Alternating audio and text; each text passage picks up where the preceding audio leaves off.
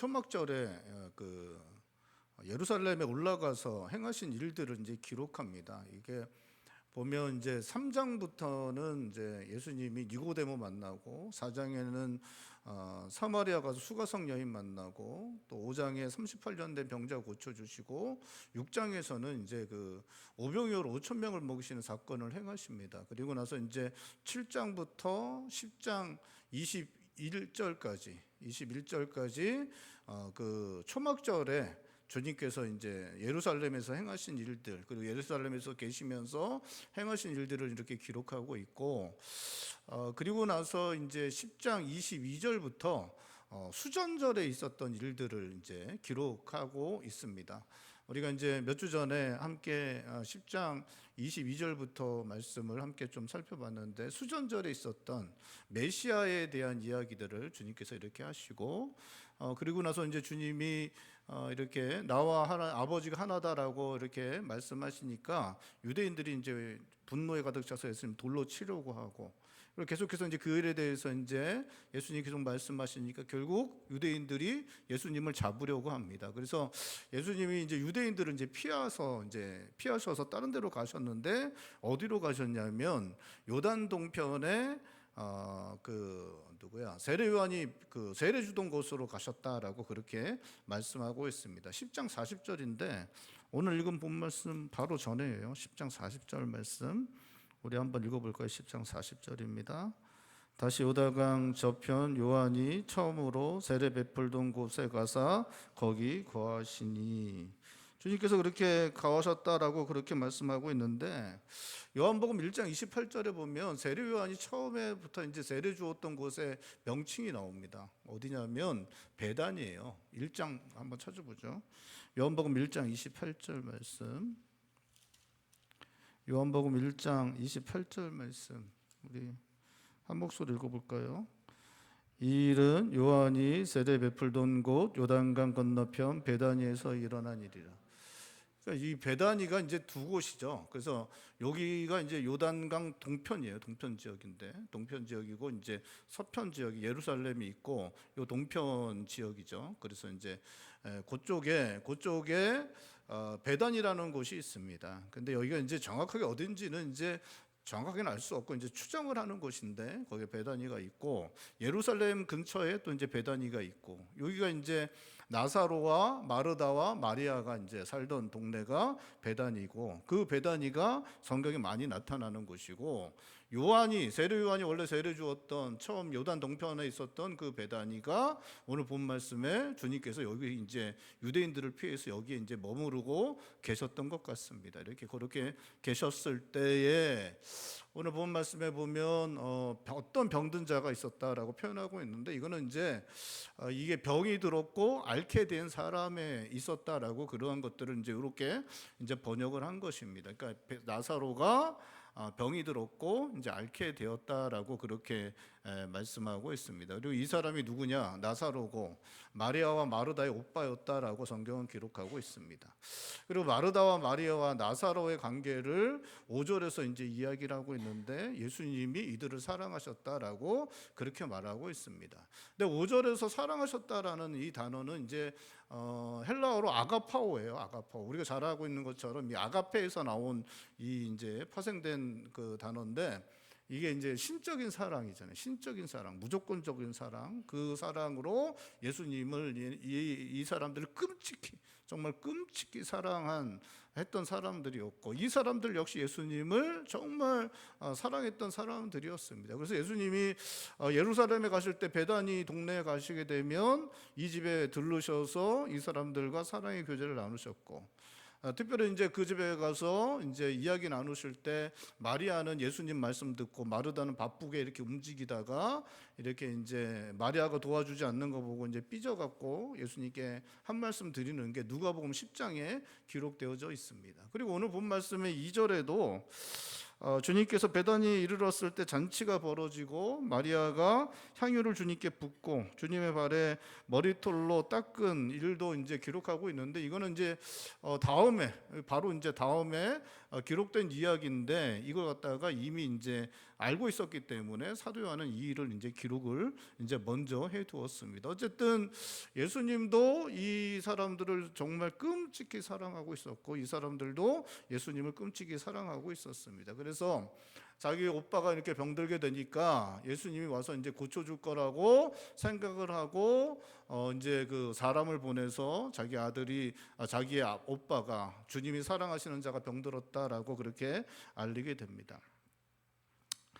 이 나사로가 이렇게 죽었을 때 주님은 요단 동편 지역 베다니에 꽤 멀리 떨어진 곳에 있었습니다. 그래서 이게 예수님이 이 사람이 죽은 줄 알고 오셨는데 며칠 걸렸어요? 4일 걸립니다. 4일 걸리니까 이게 이제 뭐 이렇게 빨리 오시지도 않고 이미 죽었은 것을 아셨으니까 뛰어오시지는 않았을 거라고 생각합니다. 그냥 걸어서 이제 천천히 그냥 정상 속도로 오셨는데 이제 4일 걸렸으니까 꽤 먼 거리에 있어서 이 마르다와 마리아가 이렇게 보냈을 때, 이렇게 사람을 보냈을 때 예수님이 오셔서 고쳐주시면 뛰어오실 것이라고 생각은 했지만, 그렇게 오셔서 고쳐주시면 좋겠지만 그렇게 오시지 않아도 사실 이제 로마의 백부장이 자기 하인의 병을 고쳐달라고 할 때 예수님이 집에 가시겠다고 하니까 오지시 말라고, 감당을 못하겠다고 그냥 말씀만 하시면 된다고, 자기도 자기 밑에 있는 병사들 오라 그러면 오고 가라고 하면 가니까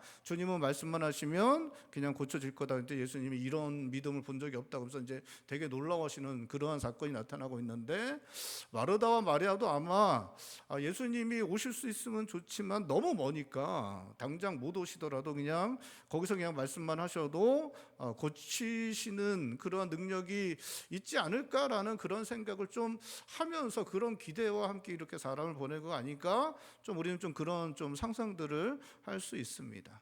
주님께서 이제 그 이야기를 듣고, 그 나사로가 병들었다는 이야기를 듣고 이제 4절에 주님이 말씀하십니다. 이건 죽을 병 아니다라고 말씀하시고, 이건 하나님의 영광을 드러내실 것이고 또 주님께서 영광 받으실 것, 그것 때문에 이 일이 이렇게 사용되어질 것에 대해서 그렇게 말씀하십니다. 그러니까 제자들이 그 말씀을 들을 때 아마도 이제 9장에서 있었던 일을 제자들이 떠올리지 않았을까 그렇게 생각이 됩니다. 9장에 제자들이 이렇게 지나가다가 태어나면서부터 그 눈먼 사람, 태어나면서부터 볼 수 없었던 그 사람을 볼 때 제자들이 이제 물어보잖아요. 이 사람이 이렇게 된 게 누구의 죄 때문이냐? 이 사람 죄 때문이냐? 이 사람의 부모 죄 때문이냐? 이렇게 물어보니까 주님이 말씀하시죠. 이 사람의 죄 때문도 그 부모의 죄 때문도 아니다. 하나님이 하시는 일이 있어서 그 일을 위해서 이렇게 하시는 것이다. 하나님의 영광을 위해서 이렇게 하시는 것이다. 이렇게 주님 말씀하십니다.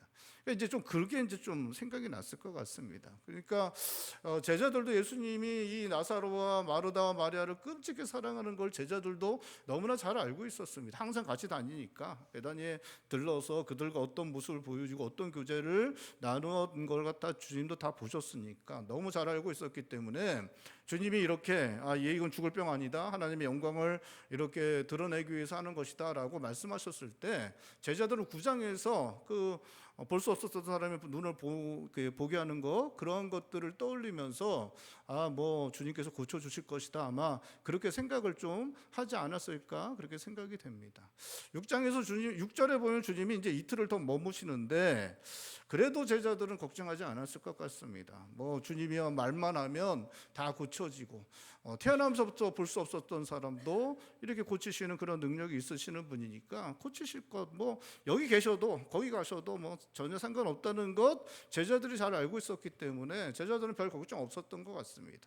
11절에 보면 주님이 이제 가자라고 말씀하시면서 자는 거 깨우러 가자, 우리 친구가 자니까 깨우러 가겠다라고 그렇게 말씀하실 때 제자들이 어떻게 받아들이냐면 그 나사로가 자고 있는 나사로를 주님께서 깨우러 가시려나 보다, 그렇게 이제 생각을 하게 됩니다. 근데 아마도 이때 제자들이 예수님이 이미 고쳐서 얘가 이제 나음을 입고 회복되어 가고 있는데 자고 있는 거 아닌가? 그러니까 이 제자들은 죽었다는 얘기를 들어본 적이 없잖아요. 죽었다는 얘기를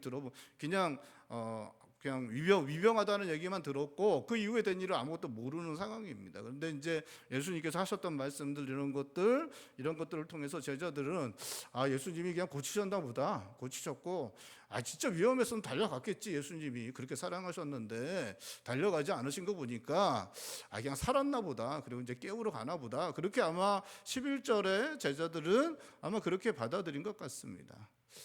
그런데 이제 제자들의 생각, 태도들 보여주는 모습들과 달리 예수님은 나사로를 고치시지 않습니다.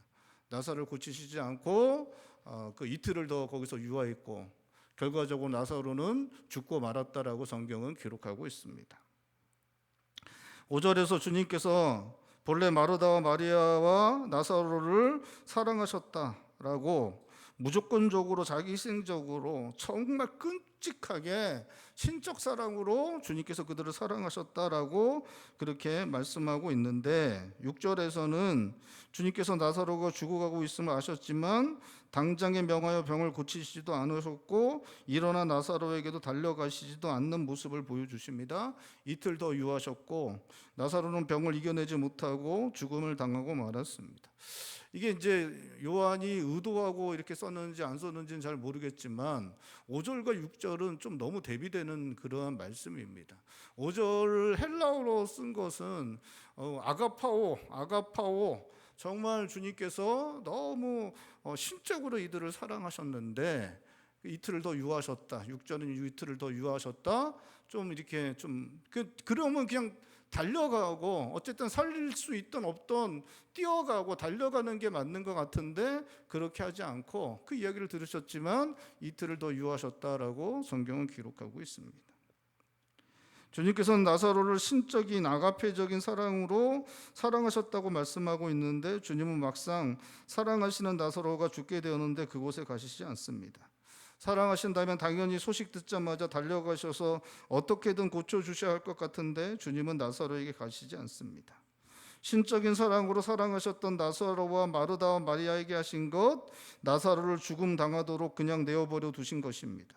주님은 사랑하시는 나사로를 고통스러운 병에 내어 주셨을 뿐 아니라 그에게 죽음도 허락하시고 있습니다.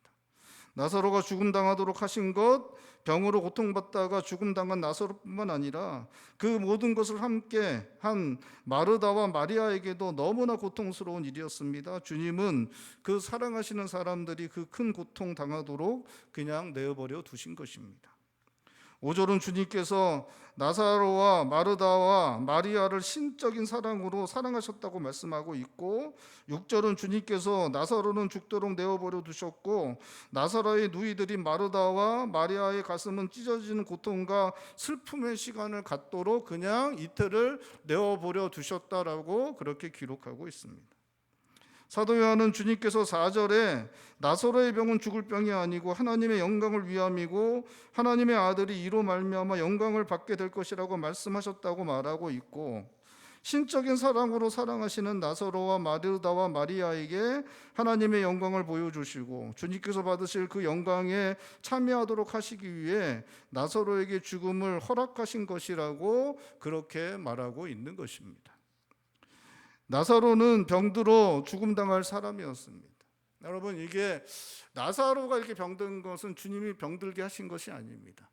그러니까 나사로는 우리와 함께 살아가는 사람들 중에 40이 안 돼서 30이 안 돼서 이렇게 병에 걸려서 이렇게 자신의 생명이 끝나는 수많은 사람들 중에 한 사람 같은 사람입니다. 그 사람은 그냥 그렇게 이제 병들어서 그 인생이 끝날 사람이었습니다. 예수님이 영광을 드러내시기 위해서 건강했던 사람 병들게 하신 것이 아닙니다. 그냥 그 사람은 그렇게 수많은 그러한 그 젊은 사람들 중에 병 걸려서 그 인생이 끝나게 되는 그러한 사람들 중에 한 사람이었습니다.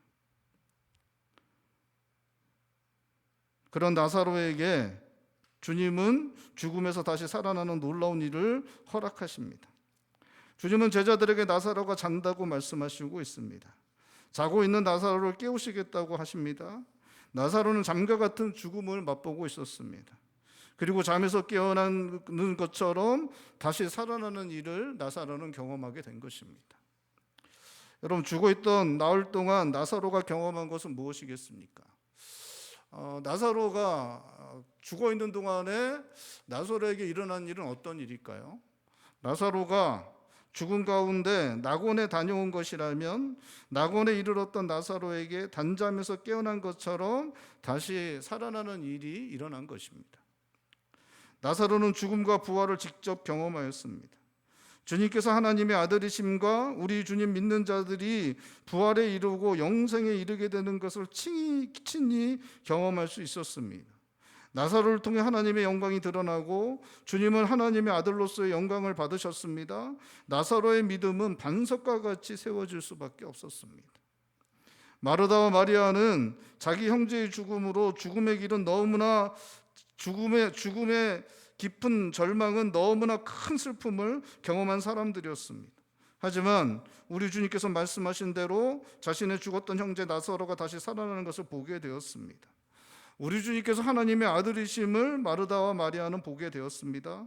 주님께서 말씀하신 부활이 눈앞에서 일어나는 것을 마르다와 마리아는 보게 되었습니다. 우리 주님께서 말씀하신 대로 부활과 영생에 대한 흔들림 없는 믿음을 갖게 되었습니다.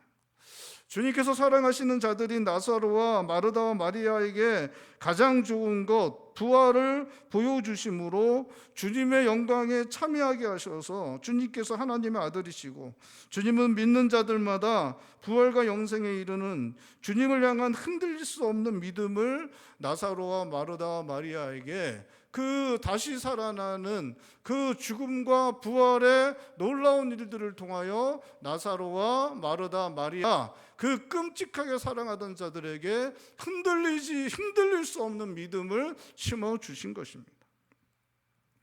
오늘 성경 말씀은 주님께서 신적인 사랑으로 사랑하셨던 나사로와 마르다와 마리아에게 주님의 영광에 참여하도록 하기 위해서 그들에게 부활을 경험하게 하셔서 주님을 믿는 자들에게 허락되는 부활과 영생의 믿음을 흔들림 없이 세우도록 하시기 위해서 나사로의 병을 계속해서 병듦을 계속해서 허락하셨고 그 병으로 마침내 죽음도 허락하셨고 그리고 결국 그를 다시 살리셨다고 말씀하시고 있습니다. 주님께서 너무나 사랑하셨던 나사로와 마르다와 마리아에게 주시는 가장 좋은 것은 주님의 영광에 참여하는 것이고 주님을 믿는 믿음이 흔들림 없이 서는 것이고 그것을 위해 나사로와 마르다와 마리아에게 모든 것 허락하신 것이다 말씀하고 있는 것입니다. 여러분, 주님께서 우리에게 주시는 가장 좋은 것은 주님의 영광에 참여하는 것입니다. 우리로 부활과 영생에 이르게 하는 주님을 믿는 믿음이 흔들림 없이 견고하게 서는 것, 그것이 주님께서 우리에게 주시기 원하시는 가장 좋은 것입니다. 우리가 오늘 예배 끝나고 집에 가시면서 로또 복권 하나씩 사고 그래서 이제 한 40억짜리 하나씩 맞고 그게 이제 주님께서 우리에게 주시는 가장 좋은 것이라고 우리는 그렇게 좀 생각할 수 있죠. 그렇게 생각할 수 있지만 성경은 그러한 것이 아니다라고 말씀하고 있습니다. 주님이 우리에게 주시는 우리 인생 가운데 주시는 가장 좋은 것, 하나님의 영광에 참여하는 것, 그리고 우리의 믿음이 흔들림 없이 서게 되는 것, 우리가 그러한 사람이 되는 것, 우리의 믿음이 우리 주님께서 우리를 영생에 이르게 하실 그 주님님 것을 우리 주님께서 십자가에서 죽으신 것, 그리고 그 죽으심으로 말미암아 우리에게 영생이 주어지 그것을 믿는 그 믿음이 어떠한 순간에도 흔들림 없이 우리의 심정에 심어지는 것, 그것이 우리 주님께서 주시길 원하시는 가장 좋은 것이다 성경은 말씀하고 있습니다. 주님께서는 우리로 주님의 영광에 참여하도록 하시기 위해서 주님을 믿는 믿음이 흔들림 없이 견고하게 서도록 하시기 위해 우리 인생의 날들을 사용하십니다. 우리 인생의 시간들 가운데 수많은 일들을 허락하십니다. 그 모든 시간들을 사용하셔서 우리로 주님의 영광에 참여하는 자를 되게 하시고 우리를 부활과 영생에 이르게 하는 주님을 향한 흔들림 없는 믿음에 서게 하시는 것입니다.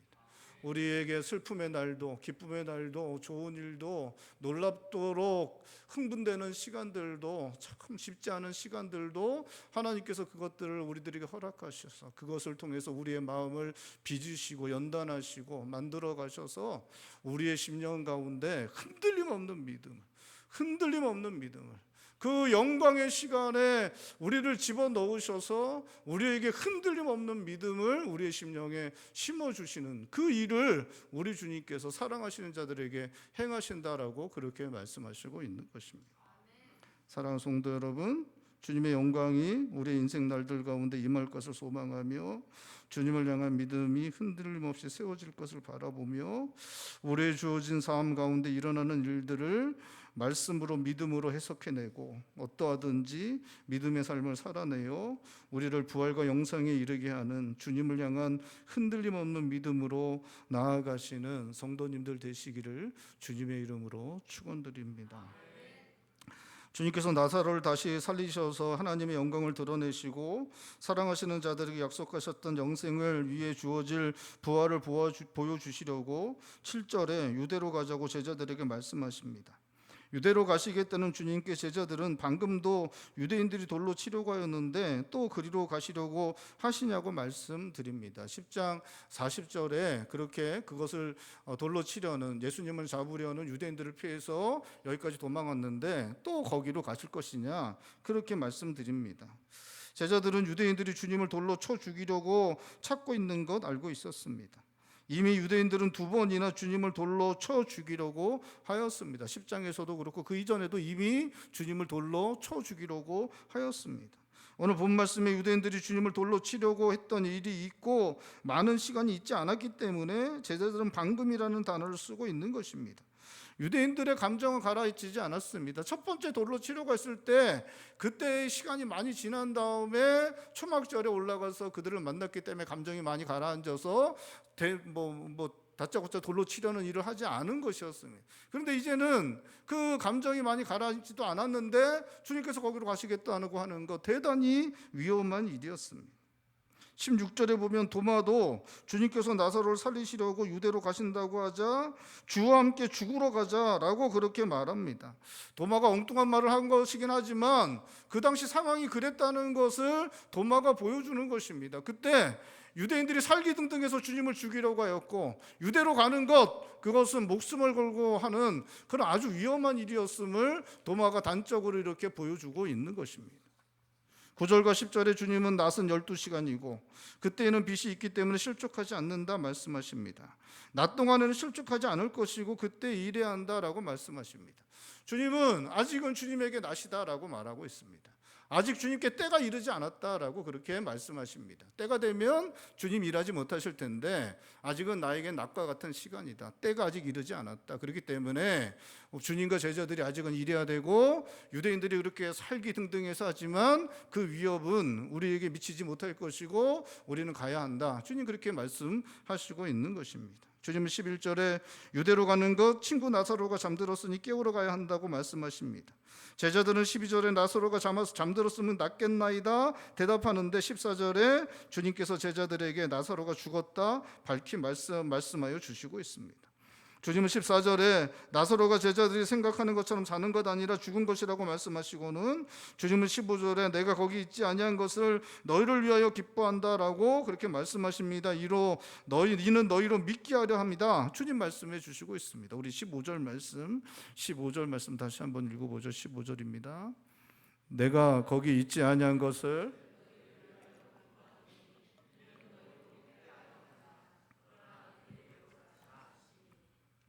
주님은 유대로 가는 길이 너무나 위험한 길이었고 도마의 말처럼 죽음당할 수도 있는 길이었지만 주님은 나사로를 살리는 길을 하나님의 영광을 드러내는 길을 제자들을 믿게 하려고 가셔야 한다라고 그렇게 말씀하시고 있는 것입니다. 주님은 요한복음에서 계속해서 주님께서 하나님께서 보내신 메시아이시고 주님 믿는 자들에게 영생 주실 것이고 그들을 마지막에 다시 살아나게 하실 것을 계속해서 말씀하셨습니다. 오늘 본 말씀에서 주님은 마지막 날에 행하실 주님을 믿는 자들을 다시 살아나게 하실 것처럼 죽었던 자를 살아나게 하시는 부활의 기적을 행하셔서 제자들과 사랑하시는 자들을 주님께서 말씀하셨던 것들을 믿게 하시겠다라고 그렇게 하시는 것입니다. 죽었던 자를 다시 살아나게 하시는 부활의 기적을 행하심으로 주님께서 하나님으로부터 보내심을 받은 하나님의 아들이시고, 주님을 믿는 자들마다 구원을 얻고 영생에 이르게 되어 마지막 날에 주님께서 그들을 다시 살리실 것을 믿게 하실 것이라고 그렇게 말씀하시고 있는 것입니다. 주님은 요한복음 내내 영생을 주실 것, 주님을 믿는 자들이 다시 살아날 것, 영생을 주실 것, 그것을 계속해서 반복해서 계속해서 말씀하십니다. 계속해서 말씀하십니다. 어떤 좀 이렇게 진보적인 목사님들 중에, 진보적인 신학을 나오신 목사님들 중에 성경에 예수님이 영생 주신다는 말씀을 거의 안 하셨다라고 그렇게 이야기를 하더라고요. 그래서 뭐 정치적으로 뭐 세상을 개혁하고 뭐 이런 것들에 예수님이 관심이 많았다라고 이야기를 이렇게 하는 것을 들었습니다. 말도 안 되는 말도 안 되는. 요한복음을 설교를 안 해보셨구나. 그렇게 생각했어요. 저는 이제 목사님들이 요한복음 설교가 너무 어렵다고 그렇게 말씀을 하시더라고요. 그래서 저는 이제 요한복음 1장 이렇게 설교를 하면서 이 로고스 얘기도 나오고 철학적인 부분들이 너무 많고 그래서 어려운가 보다 그렇게 생각했는데, 하면 할수록 주님이 하셨던 말씀 또 하고 하셨던 말씀 또 하고, 뭐 해서 여기서도 영생 얘기하고 또 영생 얘기하고 또 영생 얘기하고 할 말이 없어요. 해 뜨고 또 하고 그러니까. 영생 얘기밖에는, 영생을 주시겠다는 얘기밖에는, 그 말씀밖에는 거의 하시는 것이 없고, 그것을 위해서 죽음의 길도 불사하고 그냥 가시는 모습을 보여주시고 있는 것입니다. 그리고 오늘 본 말씀에도 그 사랑하시는 자들과 그 제자들을 믿게 하시려고, 주님이 이제까지 하셨던 그 영생, 마지막 날에 자신을 믿는 자들을 다시 살리시겠다는 그 말씀을 믿게 하시려고 이 살기등등한 유대인들의 그 살기등등한 가운데서도 그 길을 가시는 그런 모습을 보여주시고 있는 것입니다. 주님을 믿는 자마다 구원을 얻어 영생에 이르게 하시려고 이 땅에 하셨고, 오늘 본 말씀에서도 유대인들로 말미암아 생명의 위협이 있는 중에도 제자들과 사랑하시는 자들 믿기 위해 부활의 놀라운 기적을 이루시는 일을 행하시고 있는 것입니다. 주님을 믿는 믿음이 굳게 세워져서 부활과 영생에 이르시는 성도님들 되실 수 있기를 바랍니다. 오늘은 종교개혁주일입니다. 종교개혁자들은 믿음으로만 구원을 얻는다는 진리 위에 교회를 새롭게 하기 위해 교회를 개혁하는 일을 하였습니다. 어떠한 인간의 공로나 행위로 구원 얻는 것 아니고 오직 믿음으로만 구원을 얻는다는 복음 진리 위에 교회를 새롭게 하기 위해 교회를 개혁하였고, 그것을 위해서 하나님께서 약속하신 믿음으로 구원을 얻는다는 구원 진리가 기록된 성경이 무한 하나님의 말씀인 것을 강력하게 주장하였습니다. 그러니까 이제 종교 개혁하면 이제 교회가 개혁돼야 된다는 이야기를 하고, 개혁자들의 정신을 따라 교회가 개혁되고 새롭게 되어야 된다라고 이야기할 때 세상 사람들이 오해합니다. 그거는 뭐 민주적 절차가 이루어지고 뭐 이런 식으로 뭐 정의롭고 뭐 이렇게 교회가 뭐 물론 그런 부분들도 있겠죠. 그런 부분들도 있을 것입니다. 아예 없는 것은 아니죠. 하지만 종교 개혁자들이 개혁을 일으킨 가장 중요한 것은 그게 그 사람들이 그 면죄부나 이런 것들을 통해서 구원을 잘못된 구원을 가르쳤기 때문에, 루터에게서 가장 중요한 신학이 이신칭이거든요. 믿음으로만 구원을 얻는다는 것, 그것을 루터가 이제 이야기했고, 그것은 어디에 있냐? 성경에 있다는 것을 가르쳐. 그래서 사제들이 자꾸만 사제단에서 자기들만 성경 보고 사제단에서 결정된 것들을 마치 하나님의 말씀인 것처럼 그렇게 바꾸고, 그래서 면죄부를 갖다가 만들어낸 거잖아요. 그러니까 사제단이 승인해서 면죄부를 그러니까 교황이 이야기할 때 사제단이 그렇게 이제 연구를 합니다. 검토를 하고, 그래서 연구하고 검토한 것들을 교리로 만들어서 그걸 선포하면 이제 성경과 똑같은 것, 성경의 권위와 똑같은 것이 되는데, 그걸 면죄부처럼 만들어낸 거예요. 그러니까 루터가 개혁하는 것은 두 가지입니다. 하나는 구원에 관련된 잘못된 신학을 개혁한 것이고, 그리고 그것을 개혁하려니까 이것이 성경으로 돌아와야 된다. 성경과 상관없는 사제단들이 자기들이 성경을 독점하고 그 안에서 자기들끼리 이야기 나누어서 만들어내고 구원까지도 바꾸어버리는, 성경이 이야기하고 하나님의 약속까지도 바꾸어버리는 그런 일들을 했기 때문에 두 가지가 제일 중요한데, 하나는 오직 믿음으로, 또 하나는 오직 말씀, 오직 성경 위에 이 두 가지를 내걸고 그렇게 종교개혁이 시작된 것입니다. 우리가 종교개혁을 맞을 때마다 우리가 교회를 돌아보고 우리의 신앙을 돌아보아야 합니다. 지금 우리 한국교회에서 좀 이렇게 계속 문제가 되는 것 중에 하나가 이제 WCC와 같은 WEA, 로잔대 이런 것들을 이제 계속해서 이제 받아들이고 함께하려는 것들이 있습니다. 그래서 이제 이번에도 로잔대 하면서 뭐가 잘못됐냐 이야기하고 막 그러잖아요. 그러고서 결정된 거 봐라, 그러면서 막 이렇게 얘기를 합니다. 그리고 WEA도 야, 우리가 이렇게까지 잘못, 이거 우리가 다 보고만 안에 있고 다 그런 거다, 그래서 결정하는 거 봐라. 그런데 이야기를 하면서 막 그렇게 하잖아요. 근데 문제는 문을 여는 게 잘못된 것입니다. 문을 여는 게 여러분, 대마초가 잘못되는 게 이제 마약의 문이라고 그러잖아요. 마약으로 들어가는 문이라고 합니다.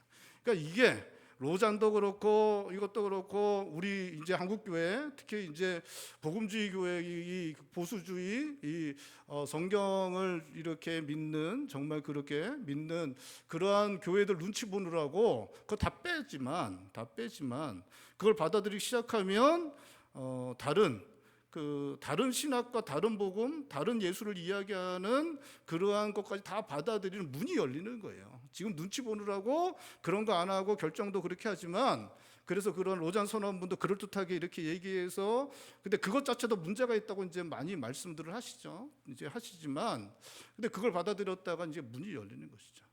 그러니까 종교개혁에 대해서 우리가 이제 종교개혁자의 정신을 다뤄보고, 이제 종교개혁자들의 정신을 그것들을 생각하면서 우리 시대의 개혁이 무엇인가를 생각한다면, 제일 먼저 해야 되는 게 그런 것들을 받아들이는 것들을 하지 않아야 되는 것입니다. 또 한 가지는 성경의 무엇성, 성경이 하나님의 말씀인 것, 이것을 우리가 믿음으로 고백하고, 성경을 흔들려는 여러 가지 시도들, 그러한 자유주의 신학과 그런 여러 가지 비평과 이런 것들로 성경을 난도질하려는 여러 가지 시도들을 다 없애는 일들을 하는 것, 이것이 종교개혁자의 정신을 따라 개혁의 날에 우리가 다시 한번 해야 되는 그러한 일들이라는 것입니다. 사랑하는 성도 여러분, 우리 교회가, 또 우리 성도님들이 참된 믿음 위에, 참된 신학 위에, 복음 진리 위에, 하나님 말씀 위에 정말 견고하게 서서 참된 복음의 말씀을, 우리 주님께서 우리들에게 허락하신, 우리 하나님께서 우리들에게 허락하신 하나님의 말씀을 통해 허락하신 그 구원의 약속을 우리가 믿고, 우리도 구원을 얻을 뿐만 아니라 우리가 그 복음 위에, 그 참된 복음 위에 주님의 몸된 교회를 세우고, 다음 세대도 믿음으로 세워가는 일들을 계속해내고, 다음 세대에도 복음을 통한 하나님의 영광이 드러나는 일들이 우리 교회를 통해 나타날 수 있기를 주님의 이름으로 축원드립니다. 기도하시겠습니다. 시간에 기도할 때 주님께서 우리의 삶 가운데도 영광으로 역사하여 주시고, 우리의 믿음이 흔들림 없는 믿음으로 세워지게 하여 주시옵소서. 우리가 살아가는 시대에 너무나 세상이 교회를 대적하고 너무나 많은 것들로 우리의 믿음을 흔들려고 하고 있습니다. 하나님, 나사로와 또 마르다 마리아와 그 제자들에게 그 부활의 영광을 보여주신 것처럼, 하나님 우리에게도 그 영광스러운 일들을 보여주시고, 우리의 믿음이 흔들림 없이 서게 하셔서 흔들림 없는 믿음으로 살아내고, 그 믿음으로 구원을 얻는 일들이 우리와 우리의 가정 가운데 이루어지게 하여 주시옵소서. 우리 또 종교개혁 주일인데 한국교회가 하나님 말씀에 굳게 서게 하여 주시옵시고, 오직 우리 주님으로만, 오직 우리 주님 믿는 것으로만 구원 얻는다는 그 믿음 위에 굳게 서는 한국교회가 되고, 그 복음의 능력이 드러나는 한국교회가 될 수 있도록 주님 은혜를 더하여 주시옵소서. 우리 시간에 한 목소리 함께 기도하겠습니다. 기도합니다. 하나님 아버지,